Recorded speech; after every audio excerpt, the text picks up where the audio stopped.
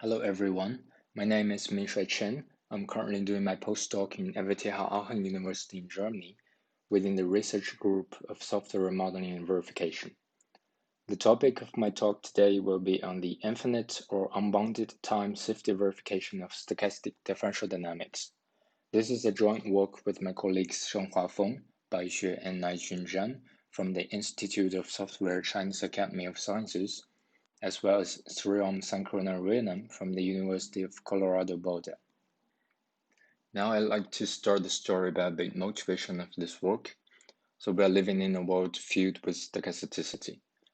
In a discrete time setting, we have models like probabilistic programs to model a probabilistic choice by rolling a die or flipping a coin, while in the continuous time setting, the so-called stochastic differential equations are usually used to model the continuous evolution of the system state, which is often a random variable equipped with some probability measure.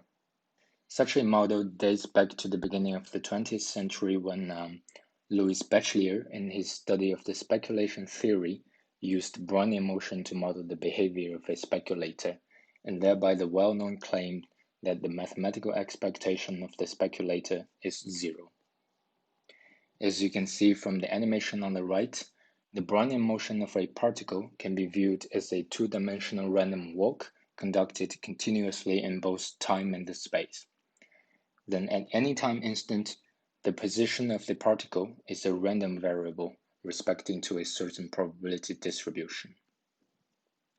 The theory on stochastic differential equations, or shortly SDEs, was later popularized by many researchers including Albert Einstein and Ito and Stratonovich, who established a rather solid mathematical foundation of SDEs.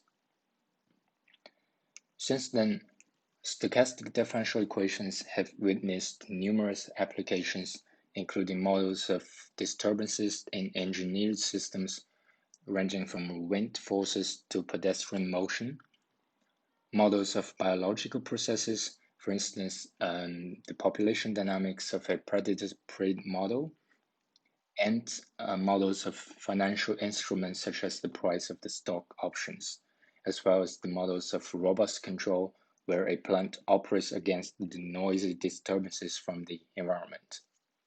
In particular, over the past 2 decades, due to the fast development of cyberphysical systems or hybrid systems, how to rigorously design or verify safety-critical embedded systems under stochastic noises has become a grand challenge in the realm of computer science and control theory. Good. Now let's take a bit closer look at the SDE model we consider in this paper. Here xt is a vector-valued random variable representing the system state at time instant t. The derivative of xt is the sum over two parts. The first part is actually the same as in ordinary differential equations, where b is a vector-valued flow field called the drift coefficient, modeling the deterministic behavior of the continuous evolution. The blue part is the stochastic part, where sigma is a matrix-valued function termed the diffusion coefficient, which encodes the coupling of the system to some Gaussian noise dWt. And Wt is the so-called Wiener process that models the standard Brownian motion. Now, under adequate Lipschitz conditions, the unique solution of the equation starting from some given initial system state x0 is a continuous time stochastic process that satisfies the following integral equation under Ito's interpretation.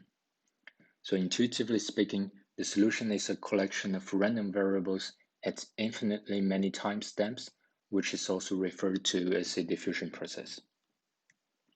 Before introducing the safety verification problem of SDEs, I'm going to give a recap of the problem in the classical setting for ordinary differential equations. There we have an initial set of states x0, which is the blue region here, and an unsafe set of states xu, which is the red area here. Both of them are contained in the system domain X. The safety verification problem asks whether starting from any of the initial states, the system trajectory or solution will not into the unsafe set of states. If this holds for bounded time interval from 0 to t, then we say that the system is t-safe, otherwise T unsafe. Particularly, we distinguish unbounded time verification with the bounded case by setting the time bound T to be infinity. Good, but when moving into the setting for SDEs, safety verification is no longer a decision problem that seeks for a yes or no answer, because the system trajectory may enter the unsafe set of states with a certain probability P, which means SDE has the probability 1 minus P to stay in the safe side. Therefore, the infinity safety problem of SDEs aims to bound the failure probability that the solution enters the unsafe set over the entire time horizon from a given set of initial states x0. Notice that here we use a different notation xt2, which is the process that will stop at the boundary of the domain x, as we don't really care how it behaves outside of the domain. To put it in another way, if we denote by the formula phi the property that the trajectory evolves within the domain x, and by psi the property that the trajectory evolves into the unsafe set, then the unbounded time safety verification problem asks for a bound on the probability that the LTL formula phi onto psi holds. The main contribution of our work is a reduction of the infinity safety verification problem to a bounded verification problem. The idea is based on such an observation that for any given time instant t, the failure probability over the entire time horizon can be upper bounded by the sum of the failure probability over the bounded time interval from 0 to t and the failure probability over the unbounded time interval from t to infinity. Notice that this is only an inequality instead of an equality, since there might exist some trajectory that enters the unsafe set in the first parts between the time interval from 0 to t and in the second part from t to infinity, which could be counted twice. On top of this observation, we proposed a set of sufficient conditions under which the second part of the failure probability, which we call the tail failure probability, can be bounded by an exponentially decreasing function in time, witnessed by the so-called exponential stochastic barrier certificate. Such a bound implies that for any given precision epsilon, we can always compute a time instant t such that the failure probability mouse after t can be bounded by epsilon, and hence facilitates the reduction to a t-bounded safety verification problem. Furthermore, for the reduced bounded verification problem, we proposed a more general form of stochastic barrier certificate, namely the time-dependent ones, which can be used to bound the failure probability over the finite time interval. These two bounds together yields an upper bound of the failure probability over the infinite time horizon. As I mentioned barrier certificates, here is a big recap on that in the classical setting. On the left-hand side is the constraints of the barrier certificate capital B, whose boundary corresponds to the dashed curve here in this picture. So it partitions the domain into different parts. While the first constraint says that for the entire set of unsafe states, which is the black disk here in the picture, lies on the positive side of B. And the second constraint says that the entire set of initial states lies on the non-positive side of the barrier certificate. While the third constraint requires that the so-called Lie derivative, which is the left-hand side of the inequality, is negative. This implies that the value of the barrier certificate B along the system trajectory will never increase. Thus, the trajectory of the system starting from the green disk will never cross the boundary of the barrier certificate and escape from the non-positive side to the positive side, and hence proves the infinity safety of the underlying system. Cool. Now here comes the outline of the technical part. I will first show a set of sufficient conditions on stochastic barrier certificates that enables the reduction of the infinity safety verification problem to its bounded counterpart. It is followed by a brief introduction on how to synthesize these barrier certificates via convex optimization. Then the effectiveness of the approach will be demonstrated through several examples. And finally, some concluding remarks. We need several ingredients to constrain the barrier certificates, just like the Lie derivative we saw in the previous slide. And here the so-called infinitesimal generator, defined for a certain smooth function f, plays a key role among these ingredients.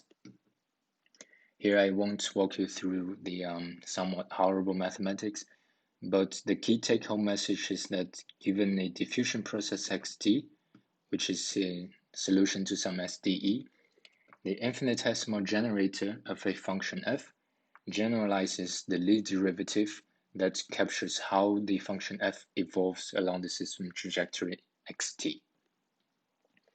With that in mind, we came up with a group of constraints that defines the so-called exponential stochastic barrier certificate V, which is a polynomial function over the system state x.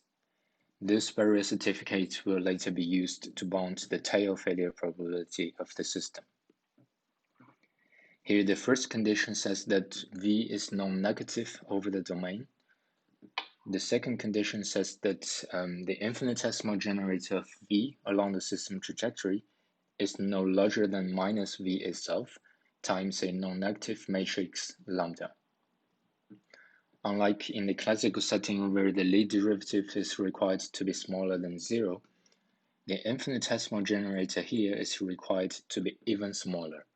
And this is actually the key to obtain an exponentially decreasing bound on the tail failure probability, which you will see in a minute. While the third condition is merely used to ensure that the second condition still holds when the process stops at the boundary of the domain. Now let's define a vector-valued function f over time in the system state. If we somehow were able to find an exponential barrier certificate V satisfying this group of conditions, then a nice property of f is that every of its components forms a supermartingale. This means that the expected value of f never increases over time. But because the exponential here is exponentially increasing due to the non-negativity of the matrix lambda, it follows that the expected value of the barrier certificates shall be exponentially decreasing along time. The proof of this theorem is based on Dinkin's formula and Fato's lemma. Now we have a supermartingale f, but in order to talk about the probability over such a supermartingale, Doob's supermartingale inequality comes into the picture. Intuitively speaking, this inequality gives a bound on the probability that a non-negative supermartingale exists some given value over the infinite time horizon. By applying such an inequality to the supermartingale f we've seen before, we can now obtain a bound on the tail failure probability, which is the failure probability over time interval from t to infinity. And here, as you can see in the bound, everything is constant except the time t and the exponent in the denominator. So this bound is actually exponentially decreasing over time. And as I explained, the proof is based on Doob's supermartingale inequality. Such an exponentially decreasing bound on the tail failure probability furthermore reveals the fact that for any positive constant epsilon, there always exists a computable time instant t such that the truncated t tail failure probability is bounded by epsilon. So what left to be done is merely to find a bound on the failure probability over the finite time interval up to t. To this end, we further proposed the so-called time-dependent stochastic barrier certificate, namely the polynomial function h over time in the state space x. This barrier certificate witnesses a bound on the failure probability over the finite time interval from 0 to t, while the group of conditions on h is similar as in the classical setting. The only difference is that we allow h to be dependent on the time t. This is a strictly more expressive form of the stochastic barrier certificate that will in theory produce a non-loser bound on the failure probability, and usually a tighter bound in practice. Again, the proof is based on Dinkin's formula and Doob's Supermartingale inequality. And in fact, we can furthermore simplify the bound by computing an upper bound of the numerator, that is the constant. A nice thing about all the constraints previously mentioned for stochastic barrier certificates is that they are all convex. So we can synthesize, for instance, the exponential barrier certificate V by first assuming a polynomial template and then encode its definition as such a semi-definite programming problem, which admits polynomial time algorithms that efficiently solve the synthesis problem. And here the optimization objective actually encodes the tightness of the failure probability bound. The same applies to the time-dependent barrier certificate H, and you can actually find a one-to-one correspondence of these constraints to those in the definition of H. Now I'll present two examples. The first example is an SDE model of the population dynamics subject to some random fluctuations. We aim to bound the probability that the population size grows beyond 2. This is the obtained exponential barrier certificate V, leading to an exponentially decreasing bound on the tail failure probability, which is depicted as the blue curve in the picture. By adding this to the green curve, which is the bound on the failure probability over the time interval up to t, we obtain the bound on the entire failure probability over the infinite time horizon, which is the red curve. In contrast, the dashed line is the constant bound given by a straightforward extension of the barrier certificate method to the stochastic setting. So apparently, our method gives the flexibility to choose a larger time instant that may give a tighter bound. The second example is a harmonic oscillator with some noisy damping, which has a similar experimental results. And for more examples like nonlinear dynamics, please take a look at our paper. Good. To ramp up, we proposed a constructive method based on the synthesis of stochastic barrier certificates for computing an exponentially decreasing upper bound on the tail probability that an SDE system violates a given safety specification. We showed that such an upper bound facilitates a reduction of the verification problem over an unbounded temporal horizon to that over a bounded one. There are several interesting future directions. For instance, the extension to tackle SDEs with control inputs and the infinite safety verification of probabilistic programs, which can be viewed as discrete time stochastic dynamics. With that, I concluded my talk, and questions are welcomed.